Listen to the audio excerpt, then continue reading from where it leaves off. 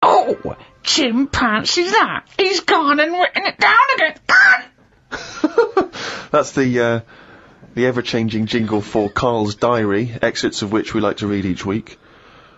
Suzanne said today can be my day because she has been a bit of a pain with her illness and that.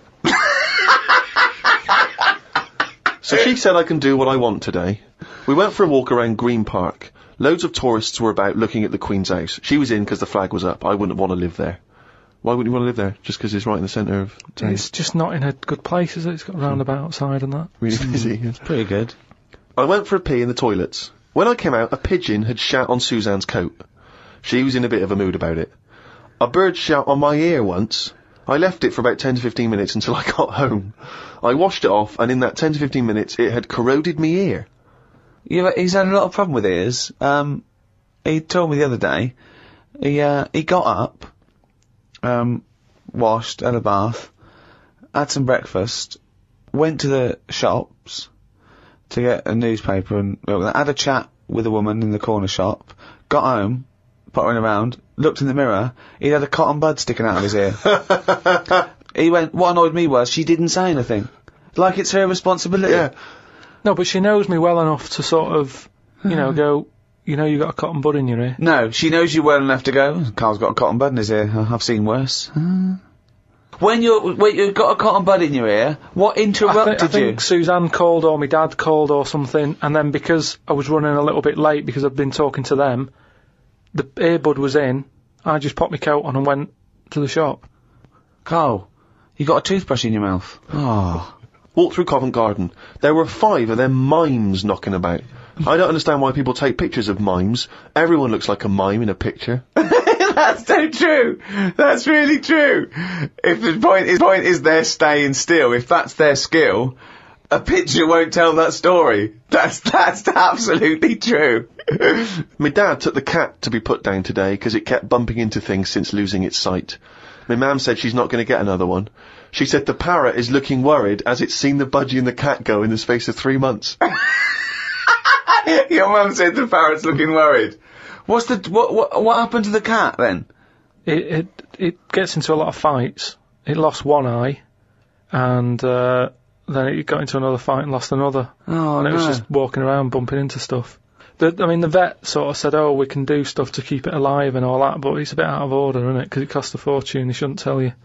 But Mum and Dad can't afford to have eyes put on it and stuff. No, you can't have eyes put on a cat anyway. No, but they said, oh, we can do something here. We can have its eyes sorted out. But I don't think you should be allowed cats.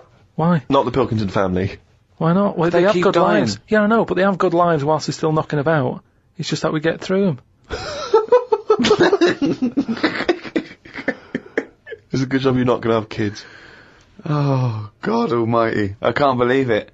The cat that kept throwing up. So his mum shaved it. Unbelievable. Dry wipe cat. A mate sent me a story on email about a bloke in China who has this weird illness that means he can't have his picture taken.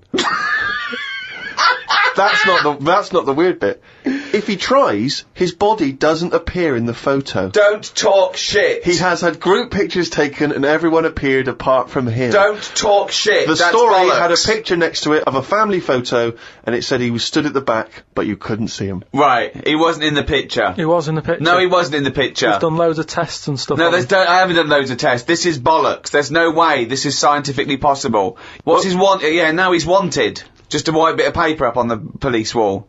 Have you seen this man? What man? If you see him, tell us. You're talking shit. Suzanne watched the film You've Got Mail tonight for about the 14th time. I don't think you could properly fancy someone without seeing them, unless you're blind. I think it's odd when blind people have affairs. Why is that odd? Just because most stuff is based on looks, isn't it? So you think once they've found someone, they're happy with them. Stick with them. But no, it's not true. Most things are based on looks. What I mean is when you first meet someone and that. Well, initially it's only looks because you don't know them. So that's what I'm saying. But that's a ridiculous thing to say, isn't it? Well, no, it's just what I think. I'm not saying that's like fact or anything. I'm just thinking if you're blind, why mess about? You're still basing on it if it's only looks that people find. What? Yeah, I'm just saying, so why is a blind person messing about having an affair? Because I'm saying that presumably that blind person isn't basing anything on looks. Alright, I mean, maybe that's not, I mean more like... Do you want me to cross it out? Shall I cross it out? Because it's just the same way, I think I put how, you know, people, I read something in a Sunday paper once with some bloke who was going out with some woman, he ended up going out with a sister who was a twin. If you're going to have a change, have a change.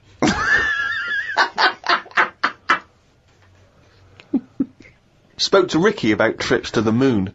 He was up for going just to see what the world looks like. I came up with the idea of a giant mirror on the moon that would reflect the world back. He had a few questions, but I had the answers. Yeah. He changed the subject, I won. Right. My first question was, how would you get it up there? He said bit by bit. That'd be a good mirror then, wouldn't it? I said, how big would it be? He went, you'd still need a telescope.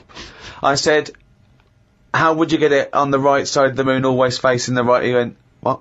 He went, does the moon move then? I went, yes. And if we don't like the mirror on the moon, we can always wallpaper over it. It's Suzanne's birthday tomorrow, so I've got to get her something. I sometimes think it would be best if we didn't celebrate birthdays. I think people would live a bit longer if they didn't know how old they were. Age puts restrictions on things. She said something about wanting one of them posh badges to put on her coat. I will look for one later. I love the fact that around the time that you've got to buy Suzanne her birthday present, you think that birthday presents are a bad idea. Got up early, it's Suzanne's birthday, gave her the card and present. She was well happy with her posh badge. She wore it to work. It's quite nice to hear a moment where she was actually happy for once in your company. They always say when you get someone a present, you should buy them something they wouldn't buy themselves. Daft rule. I want something I would buy myself if I had the money. When I was young, me Auntie Nora got me a present I wouldn't buy myself. It was a t-shirt with her face on.